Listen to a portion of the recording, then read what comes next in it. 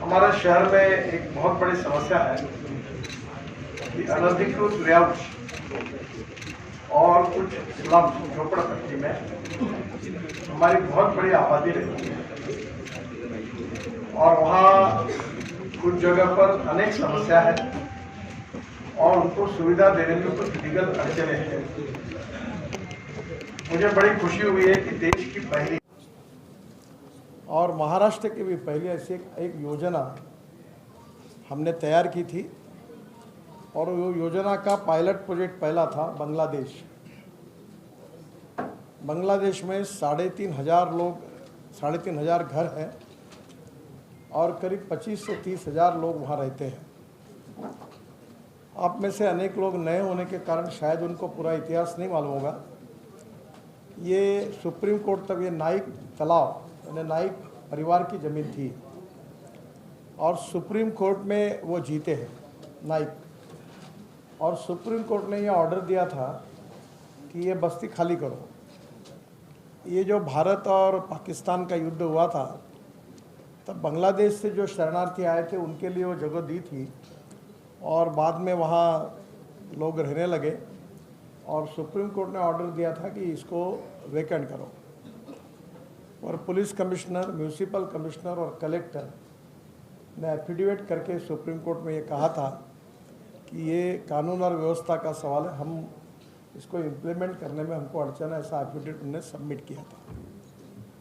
ये जब समस्या का अध्ययन करने के बाद मैं करीब मेरे यहाँ उन कार्यकर्ताओं की वहाँ के एमएलए विकास कुंभारे और दीपक देवघरे करके वहाँ का एक सुशिक्षित व्यक्ति है हमारा कार्यकर्ता, तो सब जानकारी इकट्ठा की गई और ये सब जानकारी इकट्ठा करने के बाद उस बांग्लादेश के लिए एक स्कीम तैयार की गई और स्कीम ये थी कि जो जहाँ बसें उनको मालकी हक से वो रजिस्ट्री करके नाइक जो है वो करके देंगे और वो मालकी हक से अपने मालिक बन जाएंगे और कॉरपोरेशन का टैक्स लग जाएगा, पानी का मीटर लग जाएगा उनको अधिकार से, इलेक्ट्रिक का मीटर लगेगा और सबसे बड़ी बात है कि वो बैंक में मॉर्गेज कर सकेंगे, लोन ले सकेंगे।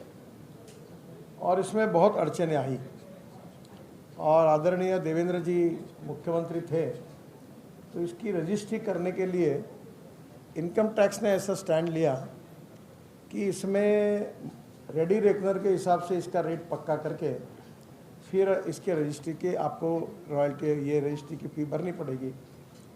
फिर हमने देवेंद्र जी को रिक्वेस्ट की और महाराष्ट्र सरकार ने विशेष बात करके कैबिनेट में निर्णय किया और बहुत ही रिजनेबल प्राइस में रजिस्ट्री हुई। और इनकम टैक्स का जो प्रॉब्लम था उसके लिए सीबीडीटी के चेयरमैन काफ़ी 5-7 बार दिल्ली मीटिंग हुई। आखिरी में वित्त मंत्री निर्मला सीतारमण जी को मैंने आमंत्रित किया, उनको समस्या बताई और पहली बार भारत सरकार ने भी आउट ऑफ वे जाकर एक्चुअल जो रजिस्ट्री हो रही है, जो कीमत है वो रेडी रेकनर के हिसाब से 5% भी नहीं थी, तो उन्होंने वो उस कीमत को पकड़ा और रजिस्ट्री शुरू हो गई। अभी तक 550-600 रजिस्ट्री हो गई और अभी जल्दी ही पूरी हो जाएगी। ये कि जो हम लोग फ्रूट वेजिटेबल मार्केट्स, उसके साथ इस प्रकार का फूड मॉल तैयार करें, तो ऐसे भी कुछ योजना हमने तैयार की है।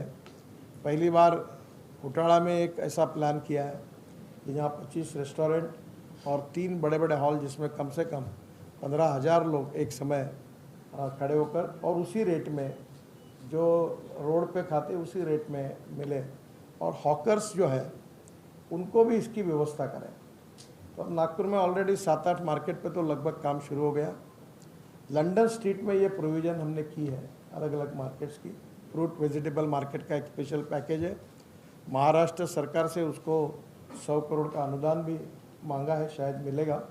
और अंडरग्राउंड पार्किंग होगी, नीट एंड क्लीन होंगे और ये सब मार्केट लोगों को फ्रूट वेजिटेबल्स और इसकी सब की सुविधा होगी। मैं खुद किसानों में काम करता हूँ और ऑर्गेनिक फ्रूट्स वेजिटेबल और अनाज फूड ग्रेन्स, इसके लिए हमारी एग्रो विजन की तरफ से किसान मार्केट यानी किसानी पैक करके लाएंगे, केवल हम उसको सर्टिफाई कि नहीं देखेंगे और वो बेचेंगे तो रेडिसन के सामने जो जगह वहाँ जो पब्लिक यूटिलिटी का प्लाट था सोसाइटी का, वो एग्रोविजन को मिला है और वहाँ जल्दी ही चुनाव के बाद हम बहुत बड़ा ऑर्गेनिक फ्रूट वेजिटेबल और फूड ग्रेन का मार्केट बनाएंगे और किसान खुद अपना माल लेके आएगा और डायरेक्ट कंज्यूमर को बेचेगा, तो रेट भी कम होगा, क्वालिटी अच्छी होगी। हम क्वालिटी केवल चेक करके सर्टिफाई करेंगे। ये जो नागपुर में फ्रूट वेजिटेबल और फूड मॉल के करीब 50 मार्केट हम बना रहे हैं। आपको पता होगा कि होलसेल मार्केट गांधीबाग इतवारी में सेंट्रलाइज होने के कारण उसकी बहुत बड़ी समस्या है।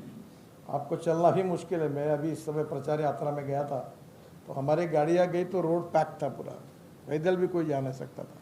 बहुत कठिनाइयाँ हैं। अब मेयो हॉस्पिटल से लेकर सुनील होटल तक, लकड़गंज पुलिस स्टेशन तक 4 लेन रोड बन रहा है और इस रोड पर महाराष्ट्र सरकार की पीडब्ल्यूडी कारपोरेशन जो है, जिसके एमडी दीक्षित साहब है अपने मेट्रो के, उन्होंने ऑलरेडी नक्शे फाइनल होने तक लोगों से बातचीत हुई है। हम किसी को कहाँ वहाँ से निकालेंगे नहीं, जितने लोग हैं उनको उतनी जगह देंगे। ये हमारा का ये है। देखते हुए अभी हमने ये तय किया है कि ये पानी को शुद्ध करके हम लोग कोराडी और खापरखेड़ा पावर प्रोजेक्ट को देते हैं और कोराडी और खापरखेड़ा को देने के बाद हम लोग जो पानी है वो एडिशनल पानी नाग नदी में छोड़ देते हैं। एक गंभीर समस्या है कि नाग नदी के जो पानी आता है, जो हम लोग उसको छोड़ते हैं वो, और जो ट्रीट नहीं होता वो पानी अम्भोरा तक जाता है, जहाँ 5 नदियों का संगम है, और वहाँ पानी खराब कर देता है। तो प्रायोरिटी पर एक योजना तैयार की है कि हमारी नागपुर महानगर पालिका का जो एक्सेस वाटर है वो, और जो पानी ट्रीट करेंगे वो, उसके आधार पर हम लोग ये जो उमरेड रोड से टुवर्ड्स जो रेलवे लाइन जाती है, ये कुही तालुका का एरिया है, वहाँ इरिगेशन की स्कीम बनाएंगे जिसमें महानगर पालिका इंटरेस्ट लेगी और ये गंदा पानी पूरा उस तरह करीब 6000 हेक्टेयर के लिए सिंचाई के लिए देंगे। और अगर कुही में कोई बड़ा इंडस्ट्री आए, बीच में प्रयास हुआ था कि रिफाइनरी आए, और रिफाइनरी के लिए काफ़ी आगे तक हम गए थे, अभी तक उसमें यश मिला नहीं है। अगर वो कोई आता है तो उनको जो पानी लगेगा इंडस्ट्रियल, उसके लिए पूरा हम कुही के एमआईडीसी को देंगे, पर उसमें अभी तक कोई इंडस्ट्री अभी तक नहीं आ पाई। तो ये पानी इरिगेशन को जाएगा, आगे जितना बढ़ता जाएगा वो कुही में इंडस्ट्रियल क्लस्टर डेवलप होगा, वो आ जाएगा। अब ये जो कचरा था, ये कचरा नागपुर शहर का उठाने के लिए हम 500 रुपये टन, 250 रुपये टन टिपिंग फ़ी देते थे। अभी हमको ये कचरा उठाने की फ़ी देने के बजाय महानगर पालिका को 50 रुपये टन मिल रहा है।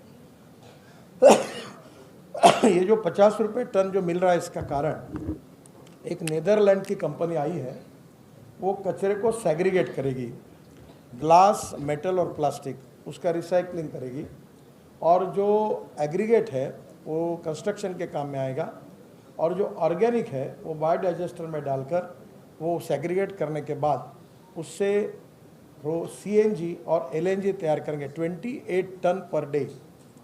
और ये हमारे नागपुर के लिए बहुत बड़ा वरदान होगा। ये आपको पता है कि एक बैद्यनाथ ने एलएनजी पंप डाला है रिंग रोड पर, फिर अभी उन्होंने 3-4 पंप अलग अलग जगह पर डाल रहे हैं। यहाँ कामठी रोड पर कौस्तुभ गुप्ता है, उन्होंने सीएनजी के पंप डाले हैं। नागपुर में पाइपलाइन से सीएनजी आने वाला है। इसकी विशेषता ये है कि 100 रुपये का डीजल जहाँ लगता है वहाँ 50 रुपये का सीएनजी लगता है, उतना ही। और इसलिए मारुति सुजुकी कंपनी ने मुझे बताया कि नागपुर में उनका सेल सीएनजी व्हीकल का बहुत बड़ा है, और विशेष रूप से जहाँ जहाँ ये पंप अवेलेबल है, लोग इलेक्ट्रिक सीएनजी इसका उपयोग कर रहे हैं, तो ये विशेष रूप से नागपुर में बनेगा। सबसे इम्पोर्टेंट चीज़ है रोज़गार। पिछले 10 साल में मिहान में डायरेक्ट 68,000 लोगों को रोज़गार मिला है, डायरेक्ट। और ये जो मिला है आईटी कंपनी में मिला है। कल मैं आईटी कंपनियों के सभी सीईओज और बड़े कंपनी मिहान के साथ मेरी मीटिंग थी, और मुझे बहुत खुशी है कि इस दिसंबर के पहले नागपुर में 1 लाख ये आंकड़ा पार होगा।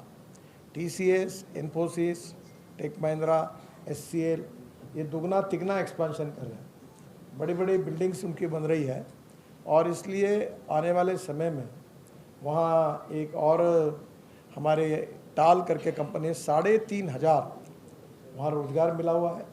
और सबसे अच्छी बात है कि नागपुर अब एविएशन हब बना है। आप कभी इस एरिया में देखें या ऊपर से देखेंगे तो 8 से 9 विमान इंडिगो के लाइन में लगे हुए हैं, और वहाँ इंडिगो के पूरे विमान मेंटेनेंस के लिए अब नागपुर आते हैं। पहले दुबई जाते थे, सिंगापुर जाते थे। एक नई इंडस्ट्री डेवलप हुई है। एयर इंडिया का जो बोइंग ने बनाया हुआ एमआरओ है, वहाँ एयर इंडिया के विमान आते हैं। और इसका एक फ़ायदा है कि विमान जब जाते हैं यहाँ से तो सस्ते रेट में, जहाँ जिस गांव में जाते हैं उस गांव में वेबसाइट पे आउट होता है और आपको टिकट मिलता है।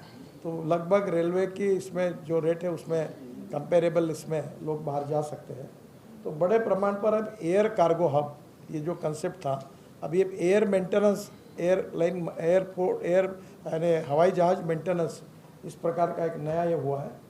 राफेल में फाइटर जेट पूरे नागपुर बन रहे हैं और उनका 11 सीटर जेट इस साल दिसंबर में बन जाएगा। टाल में एयरबस और बोइंग के 1200 पार्ट बन रहे हैं। एक प्रियदर्शनी इंजीनियरिंग कॉलेज में एविएशन इंजीनियरिंग है। तो अभी कोशिश हो रही है कि ये रिंग रोड है, उसके बाजू में एक 5 स्टार या 3 स्टार होटल निकाल रहे हैं, ताकि ये इंटरनेशनल कन्वेंशन जब होगा तो वर्ल्ड से लोग यहाँ आएंगे तो उधर भी व्यवस्था उनके रहने की होगी। तो ये भी एक बहुत महत्वपूर्ण बात है। और ये कन्वेंशन सेंटर अगर साल भर चला तो ये कम से कम 30,000 40,000 एम्प्लॉयमेंट कांस्टेंट क्रिएट करेगा, जो नागपुर की इकोनॉमी को बूस्ट करेगा।